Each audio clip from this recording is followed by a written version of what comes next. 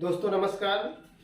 Dhanvantari distributor private limited company की तरफ से मैं पवन यादव आप सभी लोगों का तहे दिल से हार्दिक स्वागत करता हूं।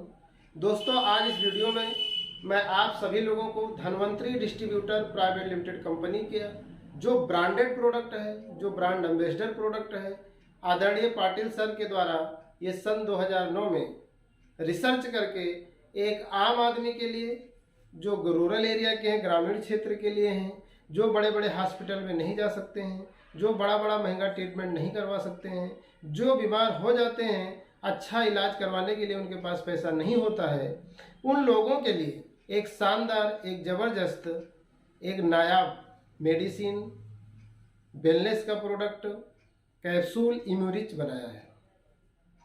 दोस्तों कैप्सूल इम्यूरिच के विषय में आज हम आप लोगों को बातचीत करने वाले हैं कि ये कैप्सूल इम्यूरिच कैसे काम करता है।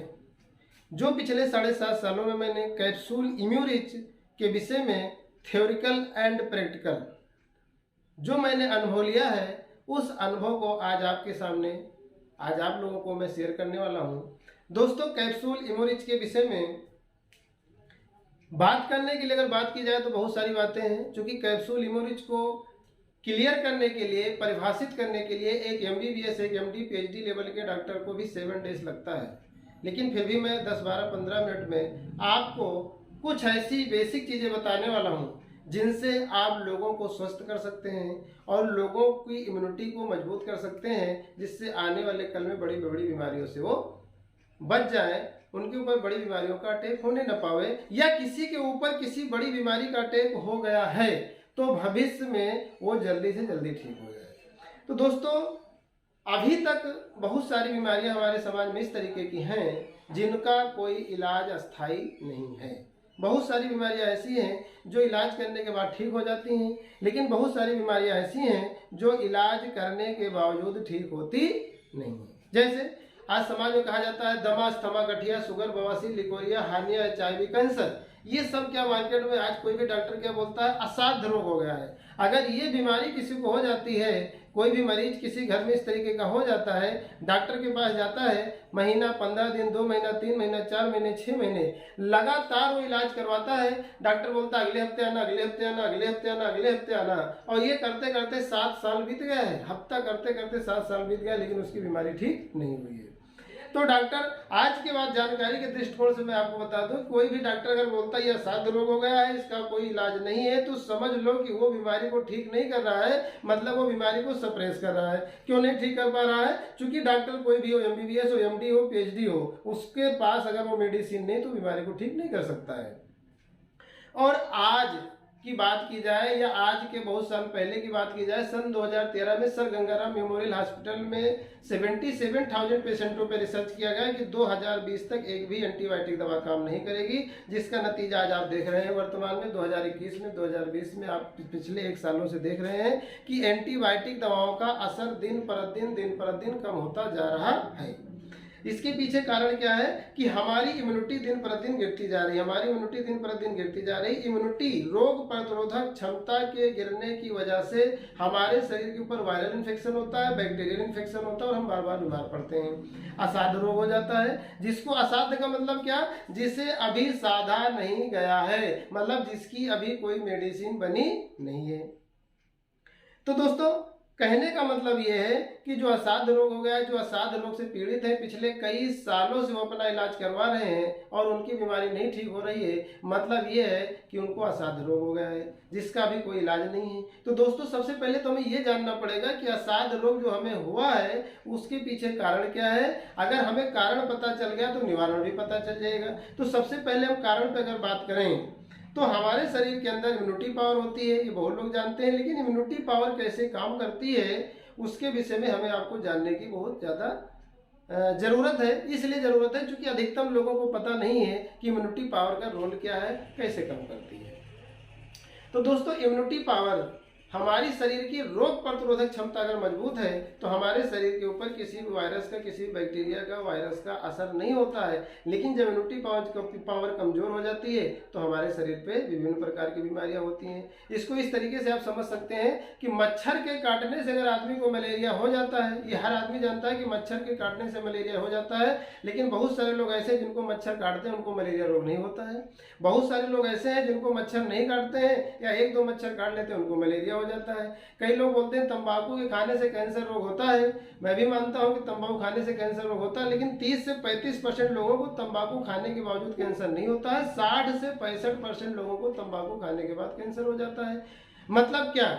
जिसकी इम्यूनिटी पावर मजबूत है, जिसकी रोग प्रतिरोधक क्षमता मजबूत है, वो तंबाकू खाए ना खाए उसके ऊपर कोई फर्क नहीं पड़ने वाला है। लेकिन जिसकी रोग प्रतिरोधक क्षमता कमजोर है वो तंबाकू खाए ना खाए उसके ऊपर असर पड़ जाएगा। तो कहने का मतलब ये है कि इम्यूनिटी पावर को मेंटेन किया जाए। आदरणीय पाटिल सर ने इम्यूनिटी पावर के ऊपर काम किया। तो डॉक्टर के पास जब हम जाते हैं तो डॉक्टर हमें कुछ विटामिन देता है, कुछ कैल्शियम देता है, कुछ मिनरल देता है। हमें कोई बीमारी होती है हम उसको खा लेते हैं और हमारी पूर्ति हो जाती है शरीर में और बीमारी हमारी ठीक हो जाती है। लेकिन जब हमारे शरीर में किसी भी ग्रोथ फैक्टर की, इम्यूनो फैक्टर की कमी हो जाती है और हम किसी भी डॉक्टर के पास जाते हैं तो किसी भी फल, फ्रूट, सब्जी, जड़ी बूटी, अंडा, मटन, चिकन, पनीर में ग्रोथ फैक्टर, इम्यूनो फैक्टर नहीं पाया जाता है। इसलिए अभी तक ये दमा, अस्थमा, गठिया, शुगर, बवासीर बीमारियां नहीं ठीक होती थी, क्योंकि ये ग्रोथ फैक्टर की कमी की वजह से होता है। जैसे हमारे शरीर के अंदर नर्व ग्रोथ फैक्टर पाया जाता है। नर्व ग्रोथ फैक्टर की जब कमी हो जाती है तो हमें न्यूरोलॉजिकल डिसऑर्डर हो जाता है, पार्किंसन हो जाता है, पैरालिसिस हो जाता है, अल्जाइमर हो जाता है, फेशियल पैरालिसिस हो जाता है, एमएनडी हो जाता है। इस तरीके की डिसीज हो जाती है और किसी भी न्यूरो के डॉक्टर के पास हम जाते हैं, डॉक्टर बोलता है कि आपको जीवन भर दवा खाना है, इसका भी कोई अस्थायी इलाज नहीं है। मतलब क्या हो गया है? नर्व ग्रोथ फैक्टर की कमी हो गई है। दूसरे नंबर बात की जाए तो लंग्स के सेलें, हमारी फेफड़े की सेलें कमजोर हो जाती हैं। जब हमारी फेफड़े की सेलें कमजोर हो जाती हैं तो हमें अस्थमा हो जाता है और अस्थमा को गाँव में बोलते हैं दमा दम के साथ जाता है। और दोस्तों अभी तक इसीलिए दमा को बोला जाता था दमा दम के साथ जाता है क्योंकि हमारे शरीर के अंदर एपिडर्मल ग्रोथ फैक्टर पाया जाता है, उसकी जब कमी हो जाती है और अन्य कई ग्रोथ फैक्टर होते हैं उनकी जब कमी हो जाती है उसकी वजह से हमें अस्थमा हो जाता है, हमारी फेफड़े कमजोर हो जाती हैं और हमारी बीमारी पूरी तरीके से अस्थमा ठीक नहीं होता है। तीसरे नंबर बात किया जाए तो पेनक्रियाज के beta cell, nerve cell, lung cell, pancreas के बीटा सेल। पेनक्रियाज के बीटा सेल जब कमजोर हो जाते हैं, अनहेल्दी हो जाते हैं, अस्वस्थ हो जाते हैं, कुछ बचते हैं, जिसकी वजह से इंसुलिन का सिक्रेशन पूरी तरीके से नहीं हो पाता है। जब इंसुलिन पूरी तरीके से नहीं बनता है तो ग्लूकोज का ऑब्जर्वेशन नहीं हो पाता है, ग्लूकोज ऑब्जर्व नहीं होती है तो वो ब्लड में मिक्स होती है। ब्लड में मिक्स होने के बाद वो हमारे पूरे शरीर में शुगर घूमती है ब्लड में जाके, इसीलिए बोलते हैं ब्लड शुगर हो गया। हार्ट में जाएगी हार्ट प्रॉब्लम, ज्वाइंट में जाएगी ज्वाइंट प्रॉब्लम, सेक्सुअल ऑर्गन खराब करता है, न्यूरोलॉजिकल डिसऑर्डर आती है। इस तरीके की विभिन्न प्रकार की बीमारियां शुगर के मरीज को होती हैं। डॉक्टर के पास जाता है, वो दवा खाता रहता है, दवा खाता रहता है, दवा खाता रहता है, लेकिन अस्थायी उसका कोई इलाज होता नहीं है। चौथे नंबर पर अगर बात की जाए तो nerve cell, lung cell, pancreas के बीटा सेल। चौथे नंबर पर बात की जाए तो कार्टिलेज सेलें। हमारे पूरे शरीर का जो स्ट्रक्चर है 206 हड्डियों पे बना हुआ है। 206 हड्डियों के स्ट्रक्चर पे हमारे पूरे बॉडी का शरीर बने, पूरा ढांचा जो हमारा है शरीर का 206 हड्डियों के स्ट्रक्चर पे तैयार हुआ है। और इसमें जितने भी मूवमेंट करते हैं, चाहे हमारी उंगलियां हो, चाहे हमारे यहाँ तो कुछ भी हो, जहां जितना मूवमेंट करता है दोस्तों, जितना भी हमारे शरीर के अंदर मूवमेंट करने वाला ऑर्गन है, जहां से भी मूवमेंट होता है, जहां वहां पे ज्वाइंट है। ज्वाइंट के अंदर कार्टिलेज सेलें पाई जाती हैं। कार्टिलेज सेलों के अंदर लुब्रिकेट होता है, लुब्रिकेट का सिक्रेशन होता रहता है। तो जितना हमें रेगुलर खर्च होता है, जितना हर दिन खर्च होता है कार्टिलेज ग्रीस, मोटी भाषा में इसको इस तरीके से आप समझ सकते हैं कि हमारे शरीर में ज्वाइंट में कार्टिलेज ग्रोथ फैक्टर नाम का एक तत्व होता है। जब उसकी कमी हो जाती है तो कार्टिलेज सेलें घिसना शुरू कर देती हैं, ग्रीस कम बन पाती है। मोटी भाषा में बात करेंगे तो समझ में आएगा आप सभी लोगों को, क्योंकि सारे लोगों को मेडिकल लैंग्वेज समझ में नहीं आती है। तो मोटी भाषा में बात की जाए तो ग्रीस की कमी हो जाती है। तो रेगुलर जब ग्रीस की कमी होती है, उतना रेगुलर यूज होता है, उतना पर्याप्त मात्रा में नहीं बन पाता है। जब पर्याप्त मात्रा में नहीं बन पाता है तो वहाँ पे हड्डियों के बीच में एक गैप हो जाता है, वहाँ पे घर्षण होता है ज्वाइंट के अंदर, और घर्षण होने की वजह से हड्डियों में पेन होता है, जिसके लिए डॉक्टर बोलते हैं कि आपको अर्थराइटिस हो गया है, आपको रोमेटॉइड अर्थराइटिस हो गया है, आपको सर्वाइकल हो गया है, लंबर स्पॉन्डिलोलाइसिस हो गया है, ये हो गया है, वो हो गया है। विभिन्न प्रकार की हड्डियों की बीमारी हो जाती भी हैं उसके लिए डॉक्टर के पास जाते हैं, डॉक्टर हमें pain killer, analgesic, calcium, vitamin की गोलियां खिलाता रहता है। जो सिंथेटिक कैल्शियम आता है वो हमारे शरीर में जाता है, वो हमारे शरीर में जाने के बाद हमारे लीवर फंक्शन को, डाइजेशन और निष्कासन सिस्टम को प्रभावित करता है, और उसके प्रभावित होने से हमारे बॉडी का धीरे धीरे दूसरा, तीसरा, चौथा, पांचवा ऑर्गन खराब होना शुरू होता है। और आने वाले कल में अगर आप देखें या पहले बहुत सारे पेशेंटों को अगर उठा के आप देखें तो जो भी अर्थराइटिस के या किसी भी ज्वाइंट से रिलेटेड, किसी भी बीमारी के पेशेंट ज्वाइंट से रिलेटेड हैं, उनको अगर आप बात करेंगे तो उनके जो ऑर्गन दूसरे तीसरे, किडनी फेल हो जाती है, लीवर फंक्शन खराब हो जाता है, कोई और सारा दिक्कत होता है, उसके पीछे सबसे बड़ा कारण होता है कि अंग्रेजी दवाओं को इतना वो सेवन करते हैं मजबूरी में कि उनका दूसरा कोई ऑर्गन खराब हो जाता है। तो इसका विकल्प मॉडर्न मेडिसिन में नहीं कि डॉक्टर बोलते हैं नी रिप्लेसमेंट करना पड़ेगा, या हड्डी टूट गई है तो उसके लिए क्या करना पड़ेगा, प्लेट डालना पड़ेगा, ऑपरेट करना पड़ेगा। इस तरीके से बहुत सारा क्रियाकलाप या क्रियाक्रम वहाँ पर करते हैं, और दोस्तों उससे कुछ होता नहीं है, आदमी का जो भविष्य है भविष्य खराब हो जाता है। और अपने धन्वंतरी के पास मैं धन्यवाद देता हूँ आदरणीय पाटिल सर को, जो एक शानदार, जबरदस्त, रिजल्ट ओरिएंटेड कैप्सूल इम्यूरिच बनाया है। जो कैप्सूल इम्यूरिच nerve cell, lung cell, pancreas के बीटा सेल और कार्टिलेज सेल को पूरी तरीके से रीजनरेट कर देता है, जबकि मॉडर्न मेडिसिन कहता है nerve cell, lung cell, pancreas के बीटा सेल और कार्टिलेज सेल को रीजनरेट नहीं किया जा सकता है, क्योंकि इन सेलों को रीजनरेट करने के लिए ग्रोथ फैक्टर की रिक्वायर होती है, और ग्रोथ फैक्टर किसी भी फल, फ्रूट, सब्जी, जड़ी बूटी, अंडा, मटन, चिकन, पनीर में नहीं पाया जाता है।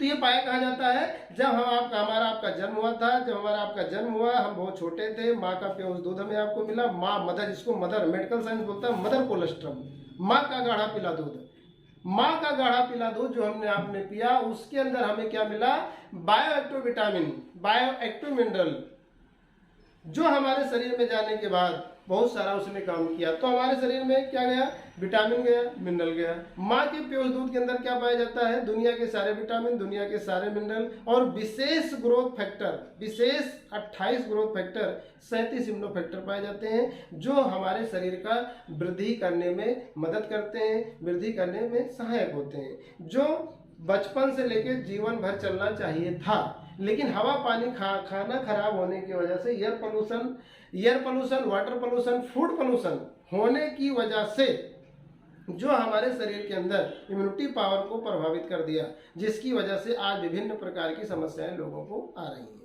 उसके लिए अपना कैप्सूल इम्यूरिच जो है, इसके अंदर 28 जातीय ग्रोथ फैक्टर पाए जाते हैं, इम्यूनो फैक्टर पाए जाते हैं, बायोएक्टिव विटामिन, बायोएक्टिव मिनरल पाया जाता है। इसका जो लिया गया है वो गाय के 16 घंटे के प्योर दूध से लिया गया है। गाय के 16 घंटे का प्योर दूध का इस्तेमाल इसमें किया गया है, और इसको बिना गर्म किए। अभी कई लोग वीडियो देखेंगे तो बोलेंगे गाय का प्योर दूध तो हम लोग बहुत पहले से खा रहे हैं, हमारे घर में गाय है और वो बच्चा डिलीवर करेगी तो उसका हम प्योर दूध प्रयोग कर लेंगे, हमारी बीमारी ठीक हो जाएगी। नहीं दोस्तों, पिछले सदियों से, पिछले कई सालों से हम लोग गाय का प्योर दूध को गर्म करके या उसका मिठाई बना के खाते चले आए हैं। उसके अंदर वो सारे तत्व जो ग्रोथ फैक्टर होते हैं, इम्यूनो फैक्टर होते हैं, बायोएक्टिव विटामिन, मिनरल्स होते हैं, वो सब नष्ट हो जाते हैं गर्म करने के बाद। कुछ उसके अंदर में फाइबर, कुछ प्रोटीन बचता है, इसलिए उसका वास्तविक फायदा जो मिलना चाहिए हमें वो अभी नहीं मिल पा रहा था या नहीं मिल पाता है। फिर इसको कैसे तैयार किया गया है, गाय का 16 घंटे का प्योर दूध -72 डिग्री पे डाला गया है और पाउडर फॉर्म में तैयार करने के बाद लेबोरेटरी में डाला गया। लेबोरेटरी में हैवी मेटल निकाल दिए गए, क्योंकि प्योर दूध या दूध के अंदर बहुत सारे हैवी मेटल पाए जाते हैं, लेड है, आर्सेनिक है, पारा, इस तरीके बहुत सारे हैवी मेटल पाए जाते हैं।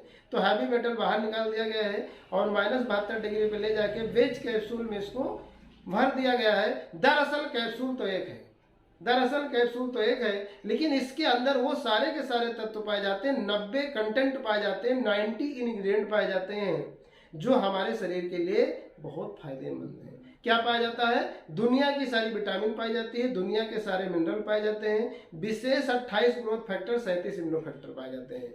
जब हमारे शरीर में विटामिन की, कैल्शियम की, प्रोटीन की, मिनरल की कमी होती है, किसी डॉक्टर के पास जाते हैं, वो लिख देता है, खा लेते हैं, पूर्ति हो जाती है, बीमारी ठीक हो जाती है। मैंने पहले आपको बताया था। वैसे ये दवा, ये अपना जो कैप्सूल है, इसको स्वस्थ आदमी खाता है तो कैल्शियम की, प्रोटीन की, विटामिन की जो कमी उसके शरीर में है उसकी ये पूर्ति कर देता है। इसको मोटी भाषा में इस तरीके से आप समझ सकते हो, ये कैप्सूल किसी को भी खिलाओगे, मरीज आदमी खिलाओगे, वो खाता जाएगा, ज्यों ज्यों खाएगा त्यों त्यों पूर्ति होगी, ज्यों ज्यों पूर्ति होगी त्यों त्यों उसकी बीमारी ठीक हो जाएगी। और मान लो कोई आदमी भी बीमार नहीं है, वो इसको खाना शुरू कर देता है तो उसके शरीर के अंदर जितनी भी समस्याएं हैं पूरी तरीके से ठीक हो जाती हैं। धन्यवाद।